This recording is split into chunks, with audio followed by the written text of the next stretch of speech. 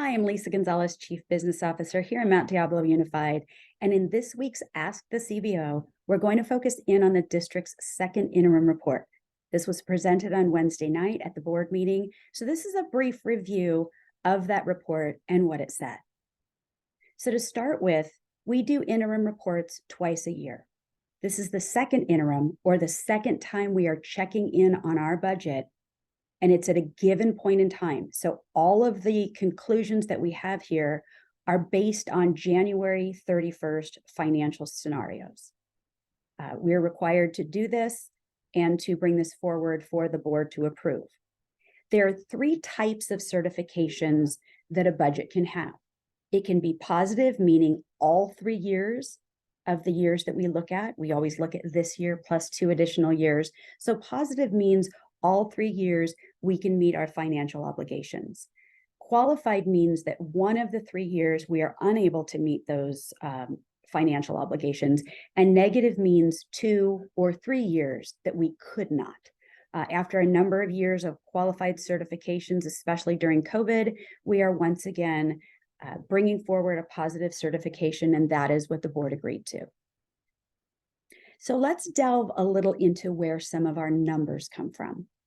This is a snapshot of what we call the dartboard. The dartboard is something that is created by School Services of California, and basically it takes all of the numbers that the state is giving us for projections on a number of things, including COLA, cost of living adjustment, lottery, the consumer price index, changes in retirement amounts, and they give us this dartboard. And we take these numbers and we put them into our financial system, and we use these calculations with many of our assumptions. Here are some changes since our adopted budget, which was done back in June of last year. We took a look at 4 months of attendance, and what we realized was our average daily attendance assumptions were too high. Why was that? Because we don't have as many students coming to school on a daily basis as we did prior to COVID. There were some increases in specific amounts of funding sources and new funding sources, ELOP, the Expanded Learning Opportunity Program, a new art and music instructional block grant, although the governor does have some proposals for that one to reduce that. We adjust our vacancy budget. So every time we do an interim report, we go in and we find all the positions that we have not been able to fill, and that's considered vacancy savings. And we put that money back in to be available in our budget. The COLA, or the cost of living adjustment, that has been increased for this next year, but it is decreased in the following years. And I'll show you that in just a minute. We've had a notable increase in legal fees and in insurance. And then we've had many collective bargaining agreements and memorandums of understanding that have come forward from many of our bargaining groups, and you can see them all there. So let's look at MYP, multi-year projections, and some of our assumptions. We can see here with the COLA for the coming school year is estimated to be 8.13%, but 24-25 and 25-26 are actually reduced from where we were about 4 months ago when we brought you our first interim report. We're taking a look at our enrollment calculations, and we have concluded that we have 25 fewer students this year than we expected. We're expecting decreases the next year of 50 and then another 100 the year after that, which means we have to go back and we have to adjust the amount of money that we expect based on what we think is going to happen with enrollment. Our average daily attendance, I did mention that these numbers are lower than we anticipated. Why is that? Because after COVID, we've all been very optimistic that students were going to be coming to school as frequently as they were prior to COVID. And yes, while I understand we're still in COVID and will probably be for a very long time, we haven't seen numbers reach the pre-COVID amounts, which were somewhere close to 95% for us. So we've gone back and we've adjusted these numbers again. Our unduplicated pupil percentage, this is a specific group of students that we look at because we get extra funding to mitigate some of the challenges that they may encounter. Some of those students include English learners. They are students that receive free and reduced meals, or low income, and foster students. So you can see there that what we had originally expected for all 3 years was approximately 50%. And those numbers have decreased, which means a drop in revenue. We keep our annual step and column at 1.75%. We see that STRS, the State Teachers Retirement System, those retirement benefits that our employees get if they retire, our cost of that is staying pretty consistent at 19.10%. However, if you look at PERS, Public Employee Retirement System, these are our employees that are in clerical positions, that are in custodial positions, our bus drivers, many of our staff members that not only work in front offices, but work in classrooms with students who are not teachers or counselors. They all fit under the category of PERS, our technology teams. What you'll see there is, if you look at this year at 25.37%, you see that every year after that, that continues to go up. It's kind of what we expected to happen because of what's been taking place with the stock market. But you see that those are increases that we hadn't expected. Health benefits, we're keeping consistent at 5% right now. Indirect cost is an amount that we are able to recover based on certain required programs. That amount is dropping just a tad bit. And I do want to point something out, because our guidance has always been to follow the dartboard, except the California Superintendents Association and our county office have let us know they don't want us to use the dartboard numbers. They want us to use the unemployment insurance numbers that they've been coming up with, which means an additional expense for us in unemployment insurance. So here's what I want to do. And I know that the board and the community often ask this question. And so we're being a little more deliberate in these presentations by really showing exactly what the fiscal impacts are. So when the cost of living adjustment increases, and you can see that it's increasing this next year, you can see that we would expect to get, if all of our other assumptions come in where they are, we would expect to get 8.5 million more in revenue than we were expecting. Except what has also happened is the next 2 years have decreased. Therefore, while we might gain an additional 8.5 million in the first year, we would actually be receiving less the second year and less the third year based on our budget that we created at First Interim. Enrollment calculations, when we have a decrease in students, it means less revenue comes in. So you can see there that we've taken a look at 2 different years and what we're expecting moving forward. ADA changes since budget adoption. Average daily attendance. This is where I mentioned students haven't been coming back in the same percentages. This would be a decrease in revenue in the next 2 years. You can see $3.4 million in the first year being next year and 7.5 million the next year, which is why it is so important to make sure that students are at school every day, unless they're sick. A couple more fiscal impacts. Our unduplicated pupil count. We have fewer students that are qualifying as unduplicated pupils. Part of this is because we've had to switch to a format where we're having parents fill out documents that state what their income levels are. And we've done a really good push to try to get this information, but those numbers have been dropping. And so when we take a look at those numbers, not only this year, but the following 2 years, you can see a decrease from 50.0%. That results in less revenue coming in.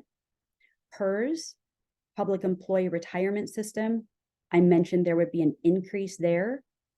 So we were expecting next year to have an increase of 25.2%. Actually going up to that amount. Now we're expecting it to be at 27%. And so you can see there, our costs go up, which means less available revenue for other things.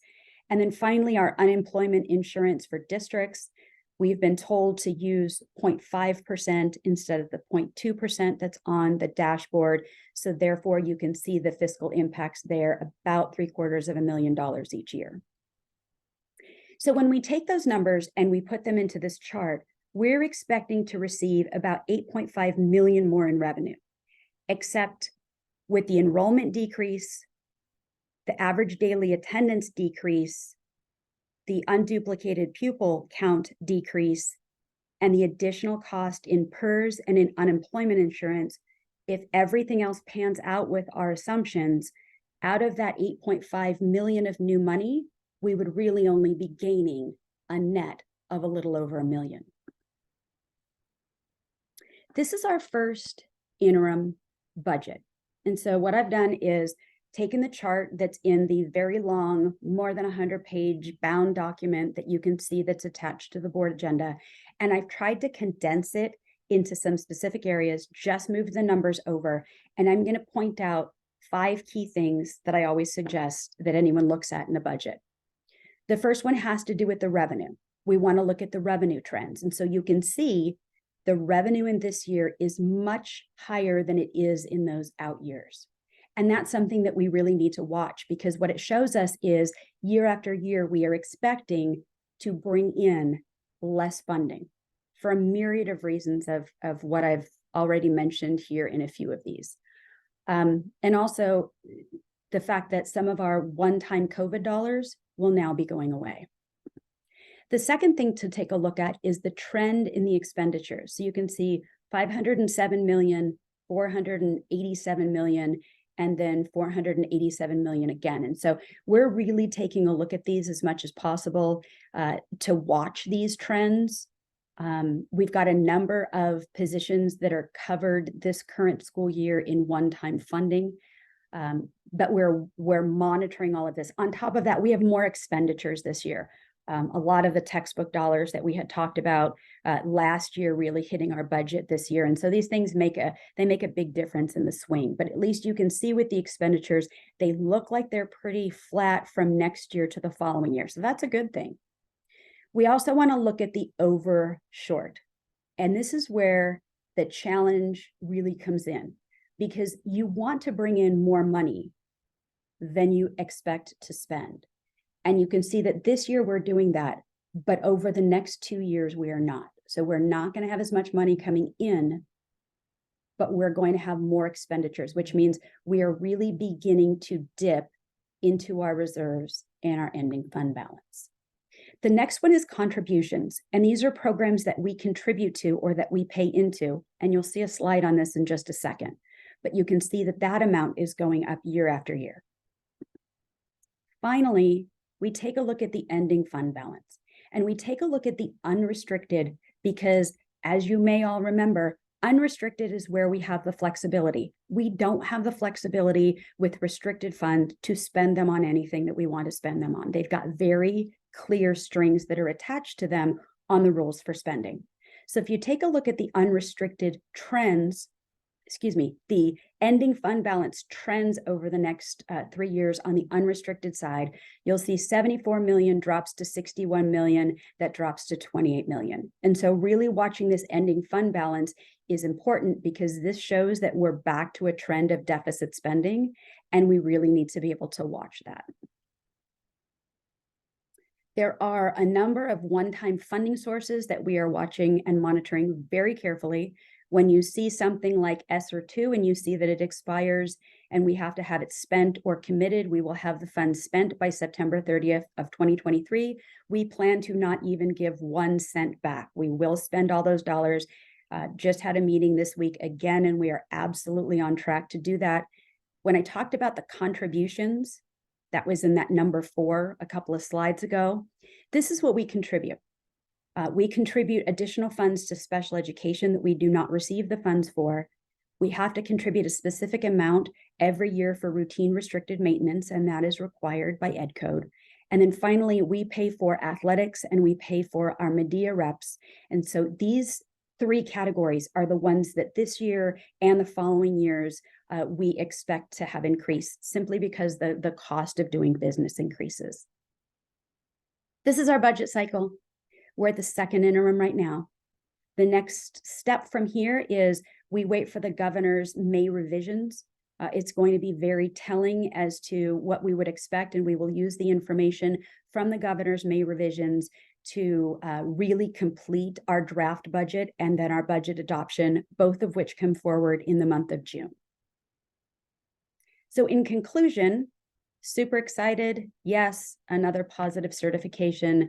A huge thank you to everyone over in the fiscal department, including our new executive director of fiscal services, Nancy Chen.